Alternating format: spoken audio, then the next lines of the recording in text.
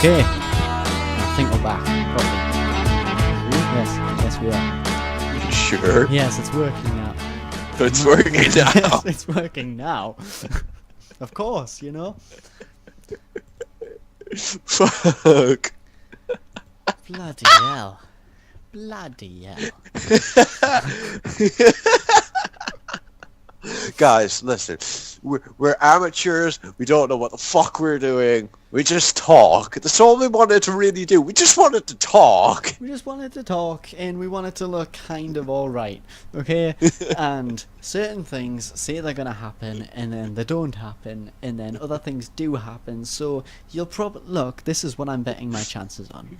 I'm putting a good bet down that for this part 3 of the stream, at the beginning section, you've probably heard everything we didn't want you to hear, and none of what we actually wanted. Oh, no. They didn't hear anything beforehand. Nothing. So basically, right, you've just listened to what I'm assuming is a complete silent intro, and that is Yes. due to lies that I have been told from certain streaming devices that specifically informed me that you would hear the audio, but as it turns out, you wouldn't.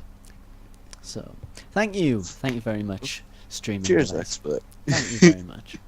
You know, but this is only, this is still our first show. I mean, sure, it's now getting into our 5th hour of doing this. Oh, yeah. But then you'd think we'd have figured something out by now. But as it turns out, we're still quite a way off. Oh, man. Oh. We'll get it down eventually. Eventually, you know, I mean, look. If you're listening to this, for some reason, in 2017, right, look at the comparison. Right? I mean, just look at what we're doing now. Or Look at back our then. new logo. Isn't it shiny? Yeah, right? I mean, compared to this that you're watching now, you're like, Jesus Christ, this is how this started? Yes, it is. But, I mean, right? Those videos that we got now in 2017, right? Pretty good. All those conventions that we've been to, all those people that we've met. Yep. And it's all because of you guys. So, wouldn't have been possible.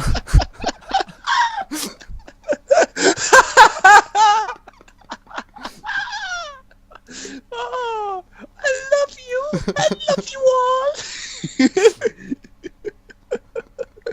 Cheers for not letting us continue like this.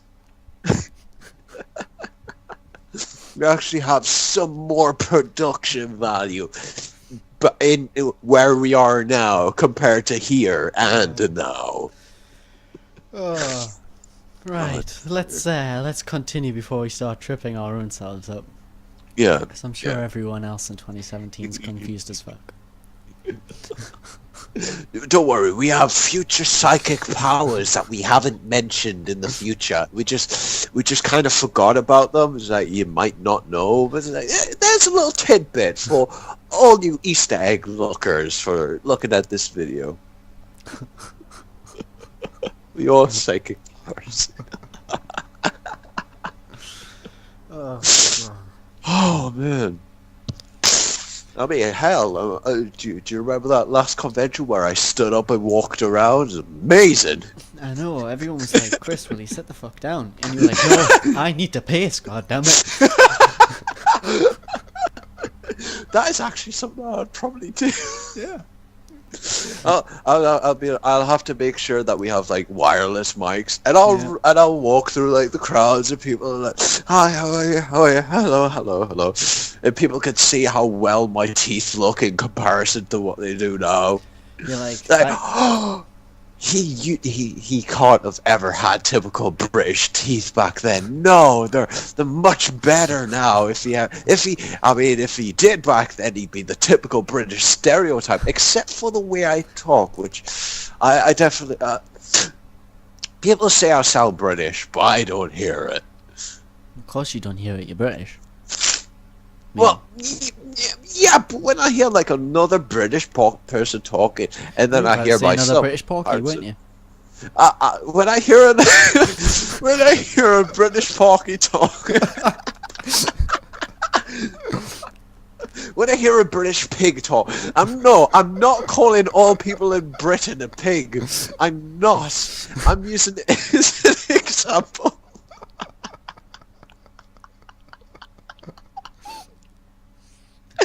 I might squeal like a pig from time to time. But regardless, I'm much better in the future, and so is my cousin. You know, those conventions you were like, hey, if that table won't adjust for me, I ain't adjusting for that fucking table.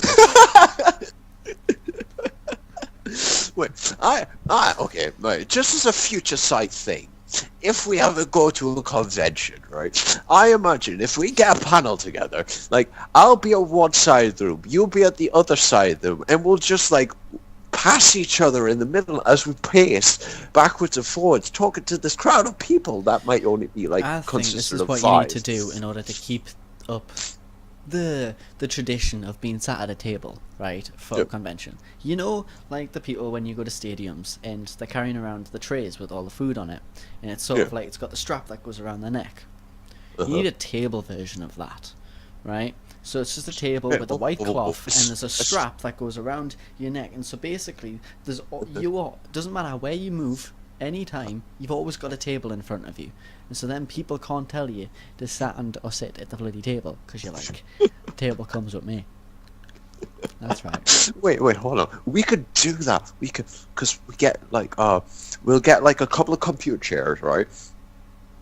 And we'll get a table, and we'll make sure that the table also has like wheels on it and stuff, and we'll make sure we have like a good, I don't know, we'll say like a 4 meter space from like where the stage actually is to where the people actually sit, and and you know, we can wheel yourself on a computer desk on a computer chair, right? So we'll just do the same thing. It'll just be on chairs and just go sideways. You know what? I don't even think we need to do that. This is what we do, right? We get some wooden planks, right? Some relatively big wooden planks, not too big, but about the size of the typical trays that you'd get in the stadiums. Okay, and we put a kind of cut white cloth over the top of it. Maybe there can be a bit of Velcro on it, on the very edge of the front of it. And so when the convention starts and everyone comes in and they all sit down, we'll be sat there like it was a normal convention in front of the table, and our planks of wood covered by white cloth will be on top of like the actual table that's there, and our white cloth will velcroly attach to the white cloth that's attached to the rest of the table. And so when the convention's just about to start and we're about to start talking, what we'll do is and people will be questioning, because they'll be looking like, why the fuck have they got like those bloody belts going around their neck or something, and it looks like it's attached to a table or something. And then, right, just as we're about to do our talking, and when we're about to start talking about whatever we're talking about, we'll quickly lean forward, we'll de-velcro the white cloth from the rest of the table, and we'll stand up, and our portion of the table will come with us. Okay. And then security will come along and smash it into the ground for not sitting at a table as we should. Security can't do damn nothing, because we rule that convention in our room. No. We talk.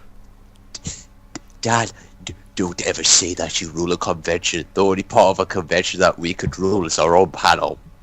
Yes, that's what I'm talking about, man. Yes, but I'm not saying we own the entire convention, but you know, I mean, since we're talking 2017, maybe we're jumping ahead to 2018 now. Hey everyone, 2018, how you doing? Hi. So, you know, we're talking at that point where we're gonna be the headlining panel of whatever convention we're at the time, and everyone, like, say it's something like, I don't know, for whatever reason we're at Comic-Con, something like that. People are like, Marvel what? DC what? Yeah, we're going to all directions panel. Fuck all H. If we want to do, I don't think. Oh wait, what was the convention you were saying? Comic-Con, right? Yeah. I don't think Comic-Con would be the correct convention for us to go to. A typical convention that people go to. We could just go to VidCon. Probably. I mean, that is meant for YouTubers and people who post videos online. Yeah, but I guess if we've got a movie coming out or something in 2018 or whatever, one of our projects is actually coming up onto YouTube or something, that's an excuse to have a panel at Comic-Con. Yeah. Yeah. I mean, we won't be able to show the whole thing. Obviously We could show like We'll a trailer. show a really good trailer though. Yeah. Sounds good. It does, right? Tell us what you thought about our Comic-Con panel. You folks at 2018. Was it much good? I mean, we're already aware of how well it goes, but because we've already been told by our 2018 selves. But Yeah. I mean, it's going to be interesting. It's going to be weird. No, it's going to be weird. Us in like 2 years. Yeah. Say we've done approximately. Wait, by 2 years, let's say around about 50 videos by then. I'll not go into the hundreds because that would require like almost weekly uploads. Yeah. But let's say like it's going to be I don't have to say let's say because it would be. It's going to be weird looking back on part 3, be like, fucking hell, we had high hopes, did we? We've been out of our entire podcast career, all Directions channel, we've had one convention that was in Derby. We were thinking of New York Comic Con and fucking VidCon. We just have like one singular soul who like in 2018 who actually discovers our channel, and they go back and they go through a bunch of the videos and they click on for whatever reason on the part 3 and they're like, bloody hell, what are these guys on about? They haven't done shit.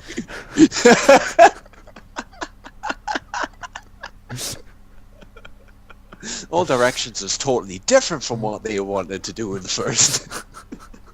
Now they've got these movies that they never trailered for. They've got this skit thing that they did for a while. They tried a online series that's flumped. Oh man. But anyway, this is conversation of the future. This we is have to talk about the here of and the now. future we have to talk about now. Yes, Yeah. that would be correct. Before the break, ladies and gentlemen, if you didn't catch second part to this, third part, maybe possibly fourth part, we're not too sure right now. We were on the topic of Dragon Ball. The third part. It's definitely the third part. Yeah. Definitely the third part. 100%. All right. I was just saying because we weren't too sure if there was a fourth one coming afterwards. Well, there might still be, but in terms of what we're about to talk about right now, we're currently at part 3. Indeed. So, my dearest cousin, why don't you continue our Dragon Ball Z topic? And since you would actually have more knowledge about this than me, because I never actually watched. Why don't you go into the story of Dragon Ball? Hold on one bleeding second, Christopher. Mm-hmm. Am I hearing you correctly? Mm-hmm. Am I hearing, after all this time has passed, Uh-huh. the years that have gone by of us having the discussions that we've had, and you conjecturing certain topics like you knew every goddamn fact that ever existed about Dragon Ball and Dragon Ball Z? I never proclaimed much knowledge in Dragon Ball. You never proclaimed that statement directly, but to which the way you would provide your arguments and your answers to things, it would you would be implying that you were like, the oracle of all things Dragon Ball and Dragon Ball Z. And sometimes I'd be like, he's talking out his arse, but at other times, but at the same time, should I say, you would at least sort of make an attempt to project that impression. Yeah. So, what I'm just hearing now from you, yes, everyone, this is the first time I'm hearing of this, is you have not seen nor watched Dragon Ball. I never said this. There was a time where I did watch Dragon Ball. and this was years after I watched Dragon Ball Z. I went back, of course, because you want to know how it all started and Yeah. stuff. And yes, I did watch um, the tour. I'm sure I watched the tournament with Piccolo, and I'm sure I watched the fight between. I'm sure I watched the Red Ribbon phase where Goku was traveling up the Yeah. tower. Um, what else? I'm pretty sure I watched the fight between the original fight between Goku and General Tao. Mm-hmm. And I'm sure I've seen him fighting him this android form as Yeah. well. However, wait, hold on, I'm missing something. I think I've also seen him train with. I think I also seen him do that mini tournament with was it Ubaba, the witchy chick? Yeah. Yeah, I'm pretty sure I've seen that as well. However, um, unfortunately for me, while I do have pieces and bits of information that I can cling together, usually when we're on the topic of Dragon Ball Z that I can go back to in Dragon Ball, Mm-hmm. in comparison to actually have watched Dragon Ball, you've seen more than I have. Yeah. So you I'm haven't more. watched all of Dragon Ball, is basically what you're saying. I made an attempt to go through the whole of Dragon Ball, but there was a point where I stopped and then I started going into bits of Dragon Ball just for the information that I would have liked to Right. see. That's interesting. Because by the sounds of it, really, I mean, you've pretty much watched everything. Yeah. I'm not saying every episode, but I'm like in terms of everything, all of the main plot lines. Mhm. You've pretty much mentioned them all. I mean, Yeah. said you watched the fights with Goku and Piccolo. You watched the stuff with the Red Ribbon Army. The Fortune Teller Barber stuff. All of that. I think the only one that you really sort of missed out was really the first group of sagas. which Going was for the like- Dragon Balls. Well, yeah, there was the going for the Dragon Balls and the Emperor Pilaf stuff, Oh, training with Master and Roshi. training with Master Roshi. Which I gotta say, right? I think I already know what my favorite saga of Dragon Ball is and what my least favorite saga of Dragon Ball is. And I'll be honest, I'll say my least favorite first. Mhm. We'll go through the story, plot, and stuff in a second. But Okay. my least favorite section of Dragon Ball has to be the Red Ribbon Army saga. I'm sorry, but there are sections of that saga that are just so boring, and that saga lasts for so long. I think it's the longest saga in Dragon Ball. Mhm. Like, there's a lot of sagas. I mean, technically, you can argue there's 3, but then if you then split them off even further, there's a lot more. Mhm. But technically, you got Goku's arc, and then the Red Ribbon Army arc, and then the Piccolo arc. Mhm. All of the Red Ribbon Army stuff. There was episodes that was good, like where you met the original android character. I don't remember what he was. Was it 7 or something? I don't remember. It was. I believe so, maybe. It might have been. We sort of met like one of the first android characters long before like 18 and 19 and 17 and all that. Yeah. Well, I have a quick question. Was he also created by Dr. Gero? No. No. He was created by the Red Ribbon Army, but Dr. Gero wasn't a thing back in Dragon Ball. I think they conceptualized his character back I don't think they conceptualized his character until Dragon Ball Z. Now, someone that's read the manga and all that stuff might correct me, but I'm not talking manga. I'm just talking anime, and I know the anime is based heavily off the manga, almost scene for scene.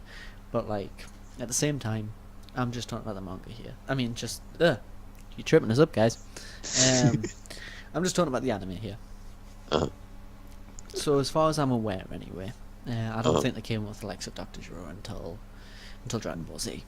And I don't remember what it was, but I think they sort of like weaved it in some way that sort of explained something like he existed back in the time of Dragon Ball, but he was never mentioned once in Dragon Ball. Basically, he didn't exist as a character. Didn't they also mention that he was part of the Red Ribbon Army? Yeah. Because obviously he was a doctor, and then he became an actual android. So I think he's meant to be the guy that made the androids and all that. But you really only ever saw the heads of the Red Ribbon Army in Dragon Ball. So obviously you had Yep. General Blue, Commander Red. Yep. I think Commander Red was like the head of Red Ribbon No, Army. wasn't that No, it was Commander Red. No, I'm sure it was Commander Black. No, he was the butler to Commander Red. Oh, okay, okay. And then when Commander Black got sick of being bossed around by Commander Red, he eventually took over. Hmm. Because I don't remember, I think Goku killed Red or something.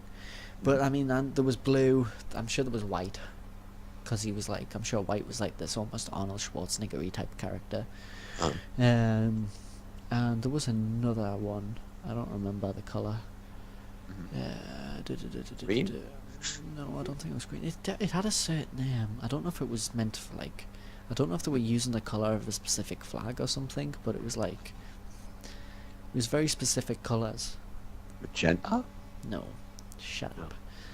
Um, but anyway, funnily enough, that being said, Hmm. my favourite saga is probably the saga just before the Red Ribbon Army, Uh-huh. which is, it's called the Tournament Saga, but it's the one where Goku goes to train with Master Roshi. Mhm. I think that's one of the best sagas of Dragon Ball. Hold on a second. Wasn't there? Oh, I don't know if it would be classified as a mini saga or not because again, lack of information. But wasn't Goku climbing the Korin's tower and going to Kami's That would have been that would have been because General Tao was involved in that section. And if General Tao was involved in that section, then that would technically be probably. I want to say during. The reason I want to say Commander Red saga. The reason I want to say that is because General Tao was hired by the Red Ribbon Army to take down Goku. But I don't remember if he'd already taken down Red before the whole Korin's Tower bit, because I remember just how much he struggled to take down General Tao. Wait, hold on. Was it not during the King Piccolo arc? No, No. because you'd already discovered Korin before then, because it was General Tao that Goku was learning how to fight, because Tao had killed. There was a little Indian kid, and Tao had killed the Indian kid's dad, and they had to go through all this stuff, and they wanted to get the Dragon Balls back to eventually bring him back. But that's when he met Korin, and it was basically to train him for that. And when it was King Piccolo, Goku trained with Kami. Right. No, wait. No, because Goku definitely trained with Kami when he was going to fight, when he wanted to learn how to fight Piccolo Jr. But at the same time, I'm sure Kami was introduced when King Piccolo was introduced. Yeah, I'm pretty sure that Goku went to Kami after Korin's tower. Yeah, Kami came after Korin. But because I remember Korin lives directly above the Indian village, because they had that like thing of trying to climb the tower. And I remember that section was during General Tao, and I know that he was hired by the Red Ribbon Army. Yes. So that tells me it was definitely during the Red Ribbon Army arc, but I don't remember exactly what saga it was. So I'm not. But it was definitely before King Piccolo, because then you had Kami get introduced, and then eventually Goku went off to train under Kami. And then he He died. did that for a while because because he did that for a while, and because he didn't even train under Kami for a while. He trained under Po. Popo. Popo. He trained under him because he struggled with him for a while, and then I'm sure he came back for a bit, and then eventually Goku left for a number of years after defeating King Piccolo, and then he didn't come back till he was an adult, and all that Teenager. stuff. Well, you know what I mean, young adult teenager. I know. Which I gotta say, by the way, another thing I love about Dragon Ball and Dragon Ball Z, Yeah. the way they age the characters is brilliant. Because, okay, yeah, you had the jump between Kid Goku and Teen Goku, as you will. Yep. But even so, if you like watch the episode just like the very last episode of Kid Goku, and then you go back to the first episode of Dragon Ball, there's a significant age difference. He looks like he's aged from like in like you don't notice it when you're watching the entire thing, like from episode 1 all the way to that episode. But when you jump back, like there's just this little details like, Goku's a little bit shorter in episode 1 than he is in this episode. He's actually grown. His personality's changed. He's actually had a proper arc. Bulma has obviously aged a bit. Master Roshi's exactly the same, because he just doesn't age. But even Krillin's a bit, taller and all that stuff. And then you go into like Dragon Ball, going into Dragon Ball Z. They did a fantastic job aging the characters again, because I know they skipped a number of years throughout Dragon Ball Z, but at the same time you compare Goku to what he looked like in Dragon Ball when you first saw him as a teenager, all the way through to end of Dragon Ball Z, you can see the age difference. Goku was clearly an adult by the end of Dragon Ball Z, and he's clearly very young in his first teen episode of Dragon Ball. So that's one thing I've always commended about Dragon Ball Z. And I honestly have to say, I was so like I said, the Tournament Saga is my favourite. I just think it's fantastic. You see Goku, it's the first time he meets Krillin. Krillin's actually a legitimate character. He doesn't just get beaten on, he actually can fight and all that stuff. He's actually, to a degree, for a small period of time, he's better than Goku. He's stronger than Goku, until Goku quickly surpasses him. I actually found that somewhat odd, because before Krillin going to train with Master Roshi, he was a Shaolin monk, essentially. And, I mean, Goku was trained by Grandpa Gohan, who was, like, up to that point, the second strongest character below Master Roshi. Yeah. So I'm actually surprised that Krillin was somewhat strong, even if it was just through like natural talent and like his Shaolin training. Considering the skills that Master Roshi would have taught Grandpa Gohan, you would have thought that Goku would have the slight advantage. Well, that's the funny thing when you come to some of the inconsistencies of like just not just Dragon Ball, but just the Dragon Ball franchise as a whole, like Dragon Ball Z and all that. And it's not bad inconsistencies, it's funny inconsistencies. Because you think, okay, so Goku was trained by these people, by like Grandpa Gohan and all that, and he's got natural talent, he's also got natural strength because of the fact he's a Saiyan, and sure, they maybe didn't know he was a Saiyan back when they were first doing Dragon Ball. But it was this thing where this kid was clearly special, and there was something about him, because he fucking hell, he started off with a fucking tail. So there was obviously something more special about him than the average person. And Krillin, when they first introduce him, is technically stronger than Goku. But when you eventually see his character, when you're at a point where his character is equal to Goku, which is at the tournament, where the two characters are in equal strength at this point, well, pretty much Goku's just a bit stronger.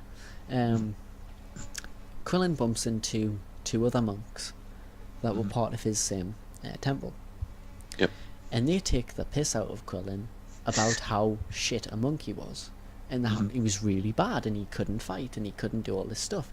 But then it's like, well, wait 1 second, just having met Krillin like several episodes ago, this supposed shit monk was stronger and better than someone who was trained by someone who has natural ability and was trained by the second best martial artist ever in Goku. So it's like, so there's funny inconsistencies. I like the way Goku's really introduced to Master Roshi, and you get the what do you call it character? I don't remember the name. Jackie Chun. Not Jackie Chun. I'm not thinking about him. The sneezy character. The lass who sneezes and then turns into like this rebel character, and then sneezes and turns into a nice little. Everybody forgets her name. I love that character, but I can't for the life was remember her name. No.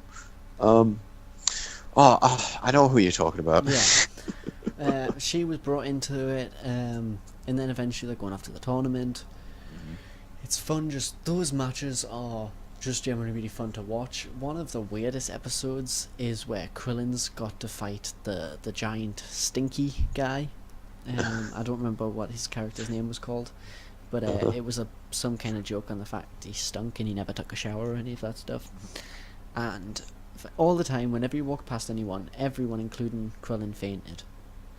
And it's just, I find it hilarious because it's the fact the show acknowledged something, and it's the fact that Krillin's the one that has to fight the guy that stinks, and everyone's covering their nose, and Krillin's covering his face as well. And wait, doesn't Krillin not have a nose? this is what we're about to get onto. Because just as Krillin's about to lose the match, Goku eventually, as he's leaning on a wall, shouts to Krillin. He goes, "Krillin, you can beat him. You don't have a nose."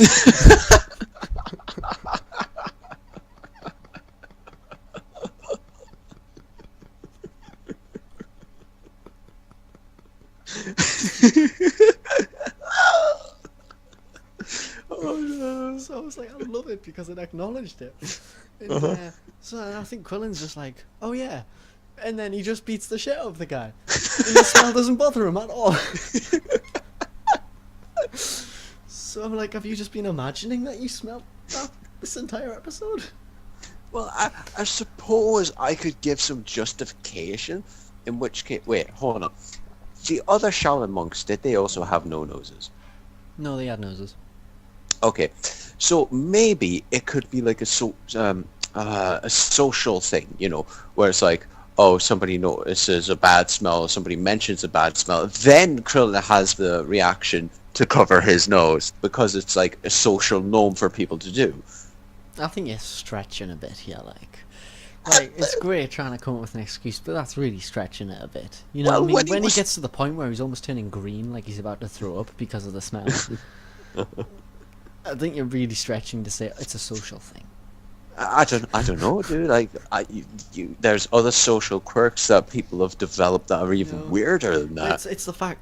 Okay, then the fact Krillin has to be reminded of the fact that he does not have a nose, and then so it's like, right? It's like, okay, there's this person that, see, you're at school, okay, and there's this really mean teacher, and she's got these long nails, and she just likes to scratch on the chalkboard all the time, and cause that noise, and everyone's covering their ears, and there's this one kid that's covering his ears, and he's like, this really hurts, and then it takes someone to tap on your shoulders and go, hey, mate, it's alright, you're deaf. And then the kid's like, oh yeah, you're right, cheers for that. And he just sits back and relaxes. But that's an actual possibility that could happen, because like humans are always like, you know, always we're, even if it's not intentional, we're always looking to fit into somewhere. So if say like 90% of the population would have that reaction to a fingernails on a chalkboard, you would also get that reaction because you're sympathizing pain for somebody else. You're not going to express pain if you don't feel pain. Like, if you say you were born deaf, right? Like, not even slightly deaf, like completely deaf, you can't hear a damn thing. Okay? If you're seeing someone do that on the chalkboard, you're probably going to be quite confused by why other people are doing the ears, the thing. Right? The only reason you're going to join in on that is because you think, oh, maybe this is some kind of game. So it's like, whenever the teacher scratches the chalkboard, cover your ears. And then you're like, I want to play that game. But then even then, you're not going to have like the cringy face and all that stuff. You know? So, I'm sorry. People don't nearly gag and throw up when they can't smell in the first place from a stink. And people ain't gonna cover their ears and cringe when they can't hear the... Hold on. I might have an example where this, where my actually, okay. You've heard of the phantom limb before, haven't you? Okay. For those who don't know, in the event, say if you lost a leg, or you were born without a leg, but your DNA still has the genetic makeup so that you could have a leg there, there is an anomaly called the phantom limb. And essentially, your nerves work as they usually would. They work perfectly. If you had a leg there again, you know, your leg would be able to move around and stuff. essentially what the phantom limb is, it varies from person to person. You could get different, I'll call them symptoms. I'm doing air quotes. These can vary from pins and needles in the foot to pain in the leg, the feel of a pulled muscle. There's a whole variety of categories that you can have, but although no, because that's a biological thing. We're talking about more psychological, not biological. You might be right, Danny boy. I think we just need to accept the fact it's a funny little thing that Dragon Ball Z just did for the fun of it. Okay? Yeah. I think it was clever, right? Obviously, if Krillin had not reacted to it throughout the entire thing, then Goku reminded him he didn't have a nose it wouldn't have been funny. But the fact that he had to be reminded of it makes it funny. So I'm not saying this was a bad thing about the episode. I think it was a really clever thing. I just think it's fucking hilarious that you then go back to the episode after being made aware of that situation. Because, there's characters in cartoons that don't necessarily have noses, but they still can do all the functions that the missing parts would provide. Wait. Doesn't Krillin at one point, like, during Dragon Ball Z, have the line, like, he's sitting down, like, at a table with food and stuff, and he's like, it smells good? Probably. Because if that's the case, how the fuck does he smell? Right? And so it goes back to the funny inconsistencies that Dragon Ball and Dragon Ball Z have. Do you know what? I love them. I need someone to do it like a Dragon Ball theory of how, like, Krillin could smell. Because I know, for example, he could, like, breathe in air and, like, taste it on his tongue, or, like, maybe he has, like, different nose factories, whereas, like, it's further behind in, like, the back of his head or something, so he just breathes in the air. But that still brings up the inconsistencies again. So in which case, if he could smell through this method, one, he didn't have the ability to when he was younger, or didn't notice he had the ability to, and two, he got the ability as he grew older. Maybe, right? Just maybe. Maybe the character had to grow into his nose holes. So maybe like his skeleton and all that always had the holes there, right? Maybe his body always had the holes there, but because he was young, you have like all that more like fresher flesh, and like it's a bit chubbier because you're young, and like it hasn't like stretched out or anything yet. And so maybe like his skin at the time was just completely covering his nose holes, and so he just didn't have any form of ability to smell. But then as he grew older, his skin stretched into the correct place to uncover the nose holes, and then he suddenly discovers smell. Wouldn't it be fucking creepy if he had that was the case, and he had like some, like, I don't know, some fake skin that actually covers his nose holes, and one day it'll come off during the episode, and all you just see is like a skull-like nose. God, that would be I need to do that on my art program.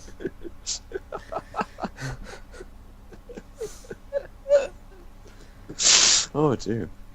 So just before we continue on this topic, I just want to say, so I think it's quite clear to see why sometimes we choose to just go on a subject and talk about like stuff like Dragon Ball Z and all that, because although it is a show that we both very much enjoy and all that, it's one of those things that leads us off into talking about so many other things that just aren't related to Dragon Ball Z, and it puts us on so many other topics.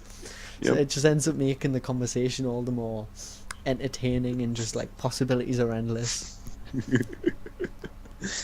We've always had this notion of every one of our conversations that we have. Well, I'd say 99% of our conversations that we've ever had, we should have recorded them, because we end up doing this odd thing. Okay, yes, we've essentially got a structured program currently. We've got the topics, and we've got like which one comes next after the first stream. We ordered them out. But usually on our topics, they flow like waterfall, go off mountain, kind of deal. Good analogy. Uh, it's that kind of deal where we start off on one topic, we'll go through that topic, we'll end up diverging off into another topic that's totally unrelated, and then we'll swing back around to the topic again. So like, you know, we could be talking about any random subject in like when we first start our conversations, and 2 hours will pass.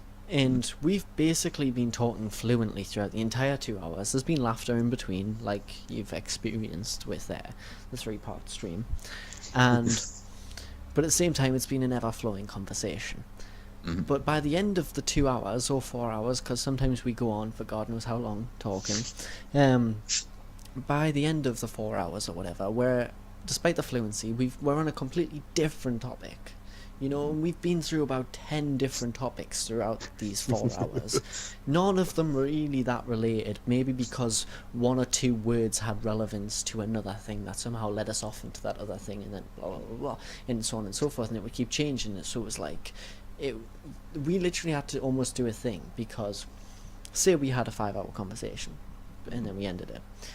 By the time it would get to that 5th hour, like Christopher was saying, we would somehow like, whatever that last point we meant would somehow lead us back into whatever the first topic was that we were talking about that day after 5 hours of all this different stuff.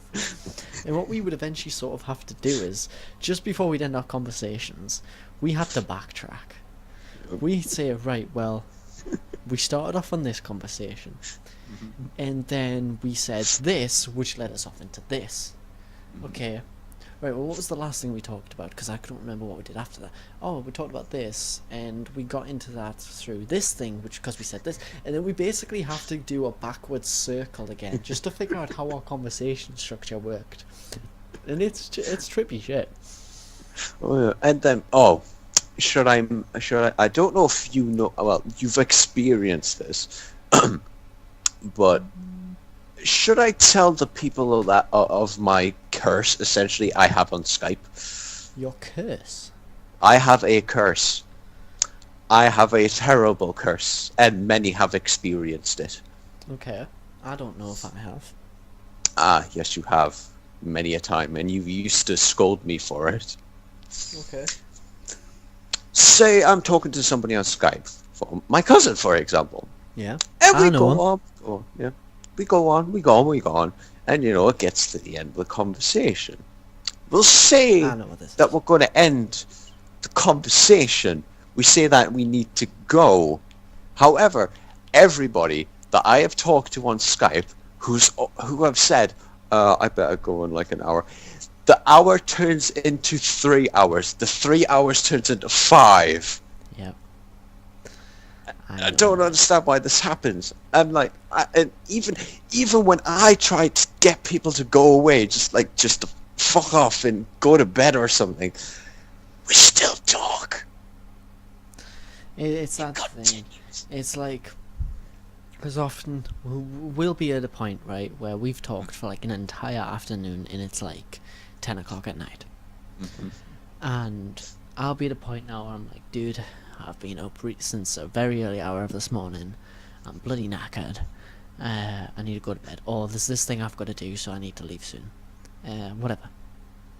And you'll either just say one last thing, or you'll say, oh, well, okay, then just before you go, let me just say this. And then obviously, me being me, I have a response to whatever you say.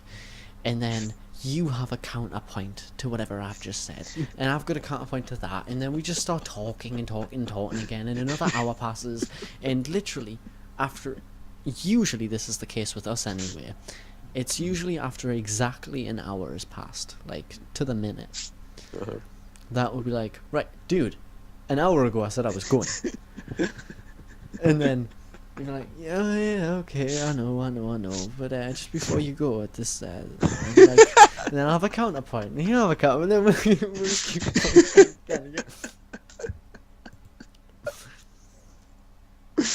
again. My curse, ladies and gentlemen, Yeah. it's It's an odd thing. It has plagued us all. Especially some of the members of my form, dear God. I've kept people awake all night on Skype talking to them. And I don't mean to. I mean, I enjoy talking to these people. I love them. I love everybody that I talk to on Skype. But, dear God, when people realize how long they've been talking to me for. Right now, I'm at least averaging 5 hours, maybe 6. We've done longer than that. Aye. Our longest, what, 12 hours? I think we did do a 12-hour one. Mm-hmm. I think there was a one we did where we started I think we started the conversation at 9 at night. Mm-hmm. And we went until roughly about 9 in the morning. Yeah. That's the only one I can think of where we did 12 hours. There was... I don't really classify it. There was one point where we had 18 hours, but we had times where we went away and did stuff and then came back. Yeah, I do remember there was a time, because I think there was a time where we took it was like a 3-hour break or something from talking on Skype, and then we came back to it and continued, and lasted for a number of hours. Mm-hmm. Yeah. Totally diverged from Dragon Ball. I know, right? Right, because we haven't mentioned Z or even